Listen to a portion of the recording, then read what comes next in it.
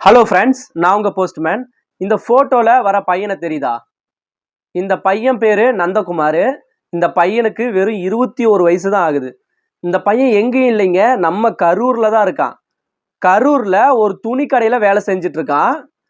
காலையிலிருந்து மதியம் வரைக்கும் வேலை செஞ்சு முடிச்சுட்டு மதியத்துக்கு மேலே நம்ம கரூரில் பசுபதிபாளையம் இருக்குல்ல, பசுபதிபாளையத்தில் இருக்கிற அமராவதின்னு ஒரு ஆறு இருக்குல்ல, அந்த ஆற்றுல குளிக்க போயிருக்கான் பசங்க கூட சேர்ந்துட்டு. துணிக்கடையில் வேலை செய்கிறதுனால கொஞ்சம் பாடி ஹீட்டாக இருக்கும், அதனால் குளிக்கிறதுக்காக போயிருக்கான். குளிச்சுட்டு இருந்திருக்கான், நார்மலாக குளிச்சுட்டு இருந்திருக்கான்.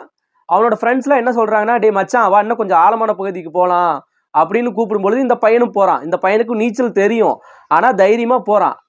தைரியமாக போனாலுமே 2 பாறை இருக்குது, அந்த 2 பாறைக்குள்ளே போய் சிக்கிக்கிறான். அந்த 2 பாறைக்குள்ளே போய் சிக்கினதுனால அவன் உடம்பு வந்து ஃபுல்லாக லாக் ஆயிடுச்சு அந்த 2 பாறைக்குள்ளே.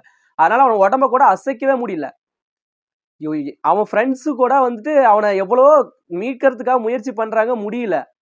கடைசியில் அவனோட ஃப்ரெண்ட்ஸ்லாம் வந்து தீயணைப்புத்துறை இருக்குல்ல, தீயணைப்புத்துறைக்கு கால் பண்ணி என் ஃப்ரெண்டு இந்த மாதிரி வந்து பாறைக்குள்ளே சிக்கிக்கிட்டான் அப்படின்னு கூப்பிடும் பொழுது தீயணைப்புத்துறையும் வராங்க. வந்து அவனோட பணத்தை மட்டும்தான் எடுக்க முடிஞ்சதை தவிர்த்து அவனை உயிரோட காப்பாற்ற முடியல. உடனே தீயணைப்புத்துறை என்ன பண்ணுறாங்கன்னா, அங்கே இருக்கிற கரூரில் அரசு மருத்துவமனை காலேஜ் ஒன்று இருக்குல்ல, அங்கே பிரேத பரிசோதனைக்காக அவனோட பாடியை வச்சுருக்காங்க.